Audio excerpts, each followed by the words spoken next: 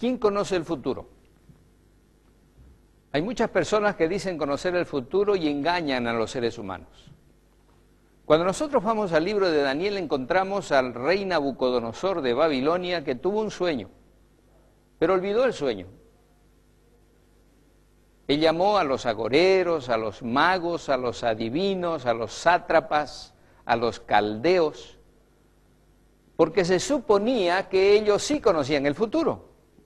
Sin embargo, cuando el rey preguntó qué había soñado, ellos se quedaron sin palabras, sin respuesta. Sin embargo, allí aparece Daniel.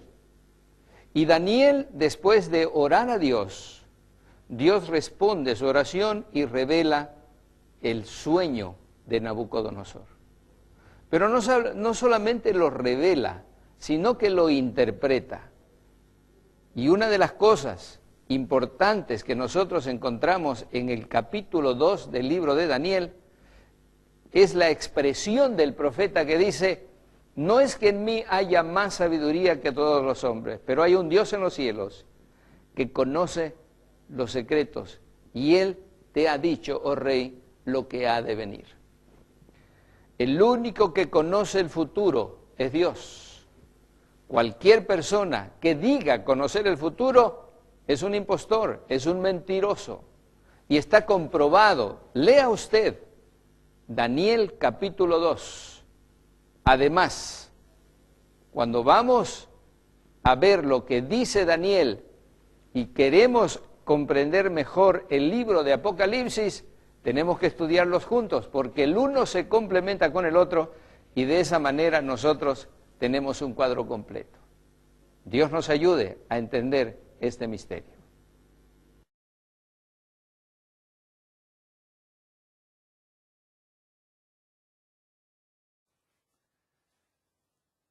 En el 539 a.C. hasta el 331 a.C., el siguiente reino que gobernará la tierra, los medos persas, vinieron a continuar después de Babilonia. En Daniel capítulo 2, versículo 39, leemos acerca de este reino. Después de ti se levantará otro reino, y luego un tercer reino de bronce, el cual dominará sobre la tierra. Ese es el siguiente. Estuve persuadido de que no había nación, ciudad o personas donde su nombre no alcanzara. Me parece que hubo de haber una mano divina dirigiendo ambos su nacimiento y acciones. Librería Histórica, libro 16, capítulo 12. Entonces la Biblia describe el levantamiento del imperio de los medos persas y su caída delante de este poderoso rey Alejandro el Magno, quien destruiría este ejército. Sabía que Alejandro derrotó a los medos persas con un ejército de solo 45,000 soldados, y los medos persas tenían un ejército de 1,000,000 de soldados. Él los aplastó. Él era un gran estratega y sabía exactamente lo que estaba haciendo. Así que el imperio griego siguió después del imperio medo-persa. Y el imperio de los medo-persas añadió a la región de Babilonia. Tomó la región de Babilonia, la refinó en el sistema mitraico, el cual se pasó a la siguiente generación.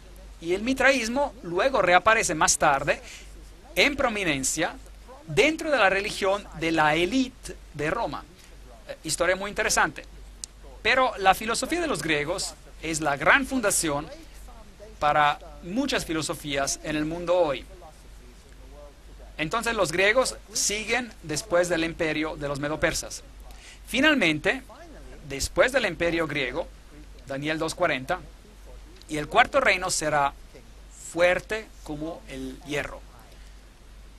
Ahora, si miramos a los soldados a cómo estaban en los días antiguos, Grecia y Roma, son una comparación muy interesante. Aquí está la armadura de los soldados griegos. Note que son de bronce. Esa es su armadura, usaban bronce. Y luego vino el soldado romano. Aquí hay un legionario romano. ¿Y cuál era su armadura? Hierro. ¿No es interesante? Hasta este simbolismo es fascinante. Entonces cambiamos de bronce a hierro y el legionario tenía una armadura fantástica. Tenía este pequeño cinturón aquí en el frente para proteger y el escudo que protegía a los soldados y los hombros de los soldados. Y esta es una espada corta y gruesa. Eran una fuerza tremenda los soldados. Y por supuesto el poder de Roma no tenía igual. El hierro es más duro que el bronce y Roma era poderosa, más poderosa que los griegos. Aquí hay algunas de las ruinas del Imperio Romano. El cuarto reino será fuerte como el hierro, y como el hierro desmenuza y rompe todas las cosas, así él lo desmenuzará y lo quebrará todo. Daniel 2:40. Entonces, ese es un reino cruel. ¿Fueron los romanos particularmente crueles? ¿Qué hacían con los que disentían con ellos? ¿Qué les pasaba? Los crucificaban. Algo muy duro. En la caída de Jerusalén, por millas, kilómetros, había crucificados, tras crucificados. Todos venían crucificados. Nadie se metía con Roma.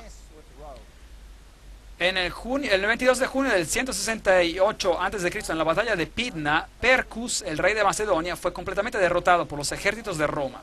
En ese día pereció el imperio de Alejandro Magno, 144 años después de su muerte. Así que ahí pereció. El famoso historiador Edward Gibbon dice: las imágenes de oro, plata, bronce que se utilizan para representar las naciones y sus reinos fueron exitosamente quebrantadas por la monarquía del hierro de Roma. La historia y la caída del Imperio Romano. Todo el mundo está de acuerdo de que el hierro era el reino de Roma. En el segundo siglo, Hipólito escribió sobre Roma: regocíjate, bendito Daniel, no te has equivocado, el hierro ya gobierna. ¿Sabía que cuando Alejandro Magno marchó en Jerusalén, los escribas marcharon hacia él con la Torá y le dijeron: tú gobernarás, dice Daniel, tú conquistarás? Y por eso Alejandro no destruyó de Jerusalén, pero simplemente la incorporó. La Biblia dice: antes de tiempo, ¿quién gobernará? Ahora, muchos críticos han dicho: increíble, pero seguramente Daniel debió haber vivido después de los eventos. La Biblia está equivocada. ¿Sabe que la Biblia ha sido reivindicada en ese punto? Porque los rollos, los pergaminos del Mar Muerto, tienen porciones del libro de Daniel donde cambia de aramaico al hebreo. Y ese pequeño pedazo está allí. Y cuando ellos estudian el aramaico, que creían ser aramaico reciente, lo que encontraron en los rollos pergaminos del Mar Muerto es que el aramaico utilizado era el de los medo-persas. Entonces el libro de Daniel comprueba los acontecimientos de su época y después sigue comprobando los acontecimientos que están descritos en él. Entonces fue descrito antes de los acontecimientos. Usted no puede tener razón sobre la Biblia, no puede. Entonces este gran poder de Roma vino a destruir. El historiador Charles Rowling dice, ellos, los romanos, tomaron indistintamente todas las provincias y reinos y extendieron su imperio sobre todas las naciones. En una palabra, ellos empezaron su expansión sin ponerse límites. Los únicos límites eran los desiertos y mares que no les permitían pasar. Historia Antigua, volumen 4, 79. Entonces, desde el 168 a.C. hasta el 476 después de Cristo, Roma, la monarquía de hierro, gobernó suprema. Ahora, hay dos piernas de hierro. Eso es interesante. Roma fue dividida en dos partes, el imperio del este y el imperio del oeste. Y el emperador, por muchos años, después de Constantino, gobernó desde el este del imperio en bizantino, y él gobernó todo el reino. Pero la Roma del oeste siguió otro camino. Y esta es una historia muy interesante que tenemos acá. Lo que vistes, dice en Daniel 2:41, de los pies y de los dedos, en parte de barro cocido de alfarero y en parte de hierro. Entonces, ¿hay elementos de Roma en los pies y los dedos, sí o no? Claro que sí. Todavía Roma está ahí. El hierro todavía está ahí. El hierro no ha sido eliminado. ¿Será este un reino dividido? ¿Está el mundo tratando de restaurar el Santo Imperio Romano? ¿Sí o no? ¿De qué se trata la unificación de Europa? ¿Ha pensado en eso? Entonces, este será un reino dividido. Daniel 2:42, y por ser los dedos de los pies en parte de hierro y en parte de barro cocido, este reino será en parte fuerte y en parte frágil. ¿Ha comprobado la historia que las naciones de Europa eran a veces fuertes y a veces débiles? Y a veces uno gobernaba un país y después otro. ¿No fue una vez Alemania la más poderosa y después Francia y después Inglaterra? ¿Sí o no? ¿No gobernaron los daneses por un tiempo, etcétera, etcétera? ¿No era acaso el imperio austríaco poderoso por cierto tiempo? Claro que sí. Entonces la historia ha comprobado que eso es correcto. Jeremías 18:6, no podré yo hacer con vosotros como este alfarero, casa de Israel, dice Jehová. Como el barro en las manos del alfarero, así sois vosotros en mis manos, casa de Israel. Esos reinos quizás sean arrogantes, pero serían reemplazados, serían divididos. Y serían divididos en 10.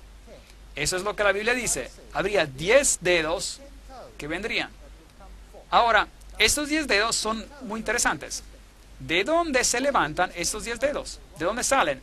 ¿En el imperio del oriente o del occidente? Una pregunta muy importante. Y la Biblia nos dice muy claramente que se levantaron del imperio occidental, del oeste, y que el imperio del oeste occidente ejercería una influencia sobre el mundo entero. ¿El imperio del oeste, el occidental, ejerce su influencia sobre el mundo entero, sí o no? Claro que sí. Es el conocimiento y sabiduría europeos que han sido transportados al mundo entero. Fueron los europeos que conquistaron a Sudamérica. Es de las naciones de Europa occidental que los Estados Unidos y Canadá y todos sus componentes se integraron a esa sabiduría, esa filosofía. Es la ideología del occidente que viene de Europa del oeste y que está controlando los eventos del mundo. Las superpotencias de hoy, todas pueden comprobar sus orígenes filosóficas a Europa occidental. Entonces, ¿quiénes son estos anglosajones, los francos y los alamanes y los lombardos y los ostrogodos y los érolos, los burgundios, los visigodos, los suevos y los vandales? ¿Quiénes son? Entonces, esta es la división del imperio de Europa occidental. Y note que hay una nación muy interesante por aquí, la cual ahora es escondida como los ostrogodos. Y luego hay otra nación por aquí, la cual es conocida como los visigodos. Había los burgundos y había los francos. Y los anglosajones y los francos y los romanos tuvieron una alianza muy fuerte en una etapa de la historia. Los ostrogodos y los visigodos tenían una religión un poco diferente que el resto de Europa. Y hubo muchas guerras que fueron peleadas sobre este asunto. Entonces los alamanes hoy son los alemanes, Los alemanes son los remanentes de los alemanes, los suizos son los burgundios, los franceses son los francos, los italianos son los lombardos, los ingleses son los sajones, los portugueses son los suevos, los españoles son los visigodos. Pero 3 de ellos, los érulos, los vándalos y los ostrogodos, son extinguidos. Desaparecieron. Se los quitó del mapa. Los ostrogodos, los últimos en desaparecer, una nación muy poderosa que controlaba todos los eventos en Roma, gobernaron sobre Roma misma. Los visigodos estaban en España y tenían una religión un poco distinta. Hubo muchas guerras peleadas en España. España fue dividida, terriblemente dividida, en la mitad entre el norte y el sur. Y hubo derramamiento de sangre terrible en España. Pero los érulos y los vándalos y los ostrogodos fueron totalmente destruidos. La historia trata de decirnos que estos 3 pueblos fueron destruidos porque tenían una filosofía ariana, que significa que ellos propagaban la idea de que Cristo no tenía divinidad y que por eso fueron destruidos. Pero solo tenemos información de una fuente. Todos sus escritos, todo lo que escribieron fue destruido. Todas sus librerías han sido destruidas. Así que realmente no sabemos en qué creían. De hecho, los ostrogodos probablemente recibieron su religión de Palestina y tenían una forma muy pura de cristianismo basado en la Biblia. Y es por eso que fueron destruidos. Pero no tengo tiempo para entrar a ese punto. Eso tomaría toda una conferencia, unas cuantas conferencias solo para este asunto. Así que concentremos en esta profecía. Así que como viste el hierro mezclado con barro, así se mezclarán por medio de alianzas humanas. Entonces, originalmente, cuando Roma cayó, fue dividida en 10 partes. 3 de ellas fueron finalmente destruidas. Y hoy tenemos lo que queda, y estos se mezclarían por alianzas humanas. Tratarían de reunirse por endogamía, matrimonio entre parientes. Pero se unirían el uno con el otro, como el hierro no se mezcla con el barro. Pero no se unirían el uno y el otro. Entonces, tuvimos grandes reyes de Europa tratando de reunir a Europa por medio de casamientos, y por eso tuvimos a la reina Diana y al rey Federico tratando de hacer lo imposible para juntar a naciones. Así que aquí está el castillo de Federico en Dinamarca, donde los famosos reyes y reinas gobernaban. Daniel 2:43, así como vistes el hierro mezclado con el barro, así se mezclan por medio de alianzas humanas, pero no se unirán el uno con el otro, como el hierro no se mezcla con el barro. Tenemos la famosa reina Victoria y el rey Cristián. ¿Sabían ustedes que la reina Victoria era totalmente no inglesa? ¿Sabían ustedes que ella era alemana? ¿Sabían que ella hasta habló en alemán en su lecho de muerte? Al estar muriendo, su lengua nativa le regresó. Ella era una reina alemana. Y el rey Cristián de Dinamarca y sus descendientes se mezclaron con alianzas humanas. Todas las naciones se unieron, todos estaban juntos. Entonces diferentes reyes trataron de reunir a los reinos. Aquí tenemos el Papa coronando a Carlos, el gran Carlomagno, el rey del Santo Imperio Romano, porque supuestamente él había logrado reunir a Europa. Y en cuanto se puso esa corona en su cabeza, el reino cayó y fue dividido. Entonces, por un momento, nuevamente se juntarían y luego se apartarían otra vez. Y así que los Carlos y los Luises y todos estos reinos de la tierra y los gran reinos trataron de reunir a Europa. Y luego vino este francés, Napoleón Bonaparte, y su hermano era el gran maestro de la masonería en España. Muy interesante. Él era el gran maestro. Y todos ellos tenían conexiones privilegiadas en este sentido. Y él quería reunir a Europa. Y en la batalla de Waterloo, bueno, él se encontró con su derrota. Es una historia muy interesante. Vamos a estar hablando acerca de esto en más detalle. Todo lo que escuchamos no es necesariamente verdad. Aquí Napoleón es llevado en exilio. Napoleón dijo, quiero crear un sistema europeo, un código de leyes europeas, una corte de apelación europea. Hubiera habido solo un pueblo en toda Europa. Europa hubiera devenido una nación. The Watchman, 1941. Él trató de unir a Europa. 30 años más tarde de Waterloo, el doctor Thomas Arnold dijo: la liberación de Europa por el dominio de Napoleón no fue afectada ni por Rusia, ni por Alemania, ni por Inglaterra, sino que por la mano de Dios. ¿Cuál era el adversario principal de ese tremendo poder? ¿Por quién fue controlado, resistido y al final terminado? Por nadie y por nada, sino que por la directa y manifiesta interposición de Dios. Conferencia sobre la historia moderna, conferencia 3. Es muy interesante. Napoleón tenía una artillería muy pesada y él hubiera ganado sin problema sobre la artillería más liviana de los ingleses, por ejemplo. Pero en ese día, de repente, una lluvia fina cayó y toda esa artillería pesada se atascó en el lodo y no podía moverla.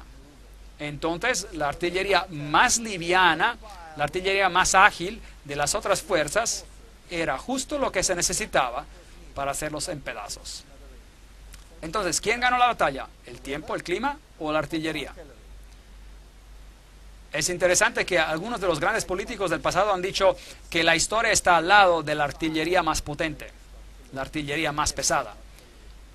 Pero hay un Dios en el cielo que revela los secretos y hace saber al rey Nabucodonosor lo que acontecerá en los últimos días. Este es un verso interesante, Daniel 2:28, en los últimos días.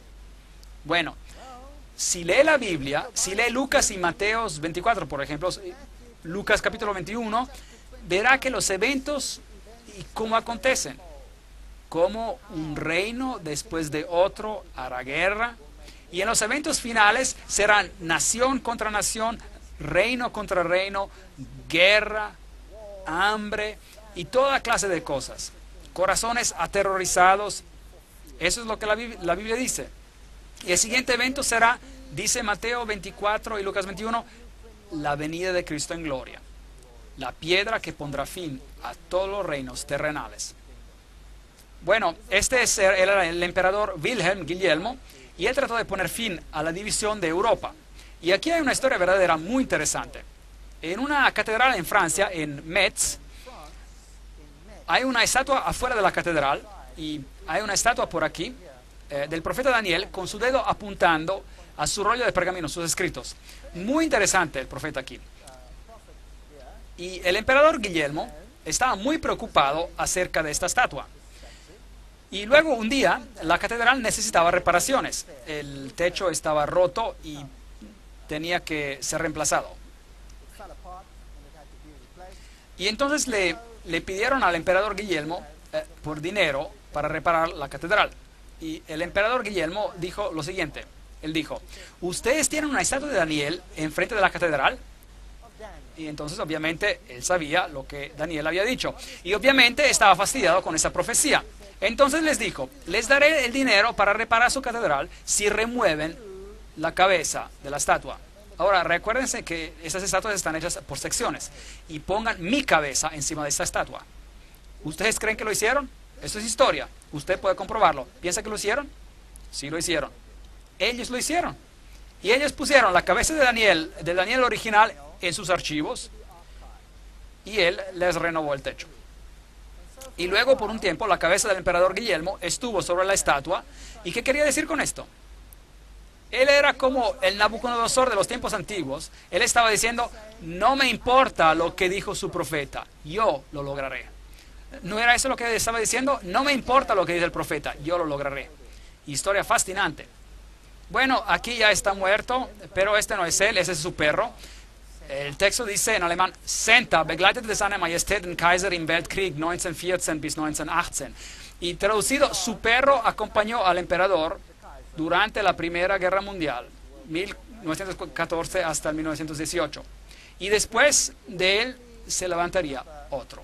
Daniel 2:21, él muda los tiempos y las edades, quita reyes y pone reyes. Y si tú, emperador Guillermo, piensas que puedes poner tu cabeza en la estatua de Daniel diciendo: yo lo lograré a mi manera, y su Dios no podrá hacer nada sobre esto, te vas a morir y no lo lograrás. Y hay el resto de la historia. Ahora, esa historia es muy fascinante. Aquí había otro hombre. ¿Usted cree que entendía las profecías de Daniel? ¿Usted cree que estaba interesado? Adolf Hitler estaba interesado en el mundo del oculto como nadie ante él. Había dos quienes estaban muy interesados en el mundo del oculto. Uno era Napoleón Napoleón, de hecho, envió toda una división de su ejército a Egipto para encontrar algo de la origen del poder de Faraón, que arrojó su vara y que se convirtió en serpientes. ¿Sabían esto? Y es Francia quien descubrió ¿qué? En Egipto, ¿qué? La piedra Rosetta, por medio de la cual todos los jeroglíficos han sido descifrados. ¿No es esta una historia asombrante? Y ellos estudiaron los secretos del poder de los egipcios, y en el mundo oculto estos conocimientos han sido incorporados en los libros herméticos. Ellos estudiaron el origen de Ham, de Hermes, del hijo de Her y del hijo de Ham, y el conocimiento oculto, y compilaron un número de volúmenes, grandes volúmenes, sobre la historia de Egipto. Este hombre de aquí era un ocultista del más alto rango. Él era un iniciado, un iluminado en el sistema del oculto. ¿Sabían que la entera SS fue construida sobre principios ocultos? ¿Sabían eso? Y no es interesante que él envió una división entera ¿a dónde? A Egipto. Y que los arqueólogos alemanes fueron los que hicieron las grandes excavaciones bajo la protección del general Rommel. Y allí el conocimiento privilegiado se juntó sobre los principios ocultos. Principios que rigen muchos de los reyes y gobernadores de hoy. Vamos a hablar acerca de algunas cosas muy interesantes en esas conferencias. Adolf Hitler sabía acerca de la profecía de Daniel. ¿Cómo sabemos? Él dio una instrucción interesante. Él contactó a la catedral de Metz, en Francia, y dijo: ¿se acuerdan que ustedes tienen la cabeza del emperador Guillermo en esa estatua? Sáquenla. Pongan la cabeza de Daniel de vuelta. ¿Qué estaba diciendo? ¿Qué estaba diciendo? La cabeza de Daniel se regresó a la estatua. Él estaba diciendo: con o sin esa cabeza, yo lo lograré. Increíble. Qué cosa más fascinante. La historia es más interesante de lo que creemos. Realmente sí lo es. Si hace un estudio del mundo oculto y de cómo ha influenciado a nuestros grandes líderes políticos en el pasado, se sorprenderá. Y aquí Adolf Hitler llegó al poder.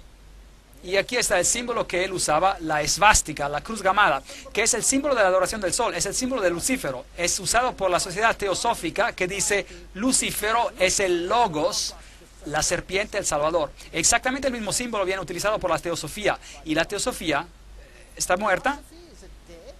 Oh no, la teosofía está bien viva y en forma. Ella forma el tema central de los poderes más grandes que gobiernan el mundo hoy. Y estaremos revelando algunas de estas cosas en las conferencias que siguen. Esto es interesante. El águila, usada como el símbolo de la deidad. En la Biblia se usa también el águila como el símbolo de Dios. Como una águila que se eleva: yo te llevaré bajo mis alas. Este es el símbolo de Dios. Lucifer quiere ser como el Altísimo. Él toma el símbolo del águila, que era un símbolo en Egipto, en la antigüedad, del dios Horus. Fascinante, ¿verdad? Y aquí está, el águila con una esvástica, una cruz gamada. Y la esvástica, la cruz gamada, puede ser dirigida hacia la izquierda o la derecha. Y si es a la mano izquierda o a la mano derecha, no hay diferencia. Representa al Dios en su forma malvada o en su forma de luz, o en su forma femenina o masculina, no importa cuál uno use. Sociedades secretas hoy utilizan la misma esvástica con su imagen reflejada, invertida, y dicen: es otra imagen, pero no es otra imagen. El budismo usa este símbolo. El budismo, el pie de Buda tiene la esvástica, la cruz gamada bajo cada dedo del pie. Es solo una imagen reflejada, invertida, pero no hay diferencia. Es solo el otro sexo de la deidad que se está haciendo honrada. Entonces, ¿qué está pasando aquí en el mundo? Hay una agenda detrás de las escenas. ¿Qué significan verdaderamente este círculo y esta esvástica, esta cruz gamada? Con respecto a la Primera Guerra Mundial, Winston Churchill dijo, después de la Primera Guerra Mundial de 1914, de hecho, Winston Churchill era un miembro de una fraternidad secreta, ¿sí o no? Sí lo era. ¿No es fascinante? Stalin era un miembro de una fraternidad secreta, ¿sí o no? Sí, bueno. Bueno, a lo mejor la historia no es tan aburrida como usted pensaba, ¿no es cierto? Siempre pensé que la historia era aburrida cuando era joven, pero hoy la encuentro fascinante, juntando las piezas, increíble. Con respecto a la Primera Guerra Mundial, Winston Churchill dijo: después de la guerra de 1914 hubo una convicción profunda y una esperanza casi universal de que la paz gobernaría al mundo. El libro de la tempestad, antes de la tempestad, página 3. Después de la Primera Guerra Mundial, eso es interesante. Bueno, ¿tuvo éxito alguno de estos gran gobernadores? Sea el emperador Guillermo o Napoleón o Luis o Carlos o Hitler. ¿Tuvieron éxito? No. Europa era más dividida después de la guerra que antes. Pero esa división era engañosa, como veremos. Luego las murallas cayeron y imperios empezaron a derrumbarse. Y los grandes líderes del mundo, los Lenins y los Stalins, que habían matado a sus millones por razones clandestinas, de repente esos imperios se derrumbaron. Die Mauer muss fallen, la muralla debe caer. Todos estos grandes líderes, desde Lech Walesa, a esta dama aquí, Thatcher, a Khrushchev y a Gorbachev, y las reinas, ¿pertenecen a órdenes secretas? ¿Sí o no? ¿Quién es la cabeza de los Bilderberger? ¿Quién es la reina de los Bilderberger? Aquí está. Eso es muy interesante. ¿Existe una fundación Gorbachev con su central en Nueva York? Sí existe. Cosas muy interesantes. Y después la policía secreta soviética, el KGB, se derrumba. Un símbolo se derrumba. ¿Realmente se derrumba? ¿Quién gobierna Rusia hoy? ¿Quién es la cabeza? ¿Quién es la cabeza de Rusia hoy? Putin. ¿Y qué era él? Era la cabeza del KGB. ¿Ve? ¿No es interesante? Entonces bajaron a un símbolo y las personas piensan que la opresión ya se fue, pero en realidad no se ha ido, solo ha tomado otra apariencia. Es como un camaleón, cambia de color, pero en la esencia no cambia. ¿Y el Dios del cielo está mirando? Sí. Sí, claro, Él está mirando. Él nos dijo antes de tiempo que esto ocurriría, y Él nos dijo en gran detalle: la Unión Soviética ya no existe, 3 repúblicas se unen, Gorbachev es ya algo del pasado, Bush necesita tiempo para recuperarse, y etcétera, etcétera. Leyendo el futuro de Europa, podemos sobrellevarnos en las manos del pueblo. Es más que dinero, la unión monetaria, mares de problemas, tormenta monetaria destruye la unidad europea. Leland Stove dijo: a la humanidad se le ha dado una sentencia suspendida, pero estos días de gracia son terriblemente pocos. En cuanto nos queda tiempo, página 343. El Dios del cielo levantará un reino, el cual nunca será destruido. Desmenuzará en pedazos y consumirá todos estos reinos, y Él reinará por siempre. Ahora, quiero que piense seriamente esta noche, todos los que están aquí presentes. ¿Está el mundo predicando que estamos avanzando hacia un reino de paz? ¿Sí o no? Sí. Pero será un reino terrenal. ¿Dónde quieren levantar un reino final de paz? ¿Allá en algún lugar en Jerusalén? Bueno, están peleando acerca de esto. ¿Qué dice Dios? ¿Pondrá un fin a qué? ¿A cuántos reinos en esta tierra? A todos. Es lo que Dios dice. A todos ellos. Y Él establecerá su reino. ¿Usted cree que Él necesita los ejércitos del mundo para lograrlo? Todos los que cayeran en esta piedra serán quebrantados.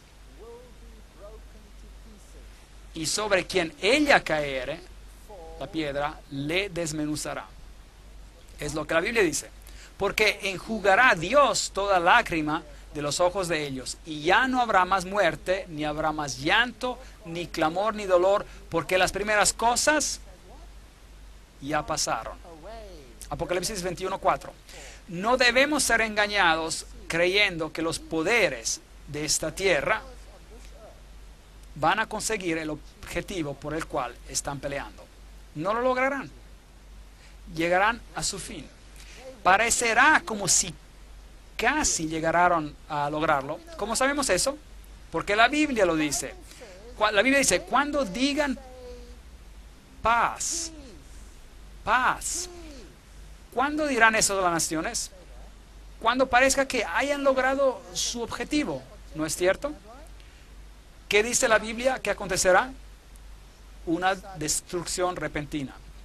¿Y de dónde vendrá esa destrucción? Vendrá de Dios. ¿Y por qué el Dios del cielo tiene que intervenir para destruir esa unidad final? ¿Por qué tendría que hacer eso?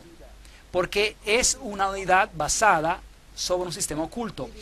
Es una unidad contra Dios. Es una unidad de anticristos contra Cristo. Es una cosa de miedo. El mundo está terriblemente engañado hoy. Necesitamos estudiar esas profecías cuidadosamente y analizarlas y aclararlas para ver matices más finos, para que no seamos engañados como un predicador que se para y dice a lo mejor, el anticristo vivió en el pasado, él era un rey griego, su nombre era Antíoco Epifanios el cuarto, pero él fue destruido por una roca. Pero la roca golpea los pies, no golpea los muslos, no golpeó a ningún rey griego. Daniel capítulo 8, Daniel capítulo 9. Cuidado cómo interpretamos la profecía. No podemos dar una vuelta equivocada a estos asuntos. Cristo retornará, la roca de todos los siglos. Versículo 35. Y la piedra que golpeó la imagen devino una grande montaña. Y la montaña, la Biblia, es un reino y llenó toda la tierra. Dios mismo levantará un reino. El sueño es verdadero y fiel su interpretación. Daniel 2:45. Esta noche hablamos de muy pocos detalles, pero hemos tenido un bosquejo relativamente exacto de la historia. ¿Y estarían de acuerdo en decir de que Daniel fue exacto? ¿Sí o no? Claro que sí. Daniel fue exacto. Ahora les tengo malas noticias. Noticias terriblemente tristes para usted. Daniel va a tomar el mismo cuadro, el cuadro de esta noche. Es como una ilustración que le daría a usted a un niño para colorear. Es solo el perfil. Y luego se le da al niño crayones, colores, y se le dice que coloree la ilustración. Ahora, en nuestra siguiente conferencia estudiaremos Daniel capítulo 7. Y vamos a colorear la ilustración, así por decir. Y luego el asunto se vuelve temeroso porque veremos quién realmente es el poder y algunos de nosotros serán lastimados. Algunos de nosotros nos quedaremos chocados, sorprendidos. Algunos de nosotros a lo mejor dirán, nunca más quiero escuchar algo sobre esto. Pero les animo a que sigan viniendo porque hay una solución fascinante a esto. ¿Sabía que el libro de Apocalipsis toma esta última gran batalla entre el bien y el mal? Que de hecho es una batalla secreta. Es una batalla secreta. ¿Sabían que las primeras palabras que Jesús usó cuando le preguntaron cuáles serán las señales de tu venida y del fin del mundo? La primera cosa que él dijo fue, cuidado, que nadie os engañe. El engaño es el nombre del juego. Es como funciona. Hay lobos vestidos en pieles de ovejas engañando al pueblo de Dios. ¿Está el mundo siendo guiado a un camino lleno de flores, fielmente siguiendo y pensando que está haciendo algo bueno, cuando en realidad están siendo guiados al foso del infierno? ¿Es posible? Si creemos en los profetas y si los estudiamos cuidadosamente, y aunque duela, y créanme, yo he estado al otro lado del asunto, y cuando estudié la profecía me dolió, y mi familia se quedó dolida. Y hubo baldes de lágrima. Y ahora tengo baldes de esperanza. Baldes de esperanza. Porque Dios me ha mostrado y ha mostrado a todos en el mundo por medio de su palabra. Y la palabra es el único lugar donde podemos encontrar esperanza, que hay esperanza. Pero Él también ha dado un bosquejo sobre el engaño de nuestro tiempo. Y debemos saberlo. Hay un pequeño grupo de personas aquí esta noche, muy pequeño grupo de personas. Todo el mundo necesita saber lo que es esta decepción. Entonces me gustaría animarles para que traigan a sus amigos y, como dice la parábola de Jesús, salgan a salidas de los caminos, a los caminos poco frecuentados. Inviten a las personas a esta fiesta de las bodas del Cordero. No muchos ricos, no muchos sabios, no muchos de alta reputación lo escucharán, pero vaya por todos sitios y tráigalos aquí. Y estudiemos estas profecías. Y yo les hago una promesa solemne. Si hablo de cualquier cosa que está contraria con la palabra de Dios, váyase. Váyase. Si no está según la palabra, váyase. Compruebe cada palabra que digo. Ponga todo a prueba. Use la palabra de Dios como filtro para lo que yo digo. Y si usted me puede mostrar que estoy equivocado, cambiaré. Lo prometo. Yo no quiero hacer nada que no esté en línea con la voluntad de Dios. Ese es mi reto. Vamos a atenernos a la palabra de Dios y veremos exactamente lo que está pasando en nuestros tiempos. Es más temeroso de lo que usted piense. Pero tenemos una esperanza, porque el Dios del cielo levantará un reino que nunca será destruido. Y estamos justo frente a la puerta. Y me gustaría que usted sea parte de ese reino. Que todos, y que Dios los bendiga y los guarde hasta que nos juntemos para colorear el episodio de Daniel, capítulo 7.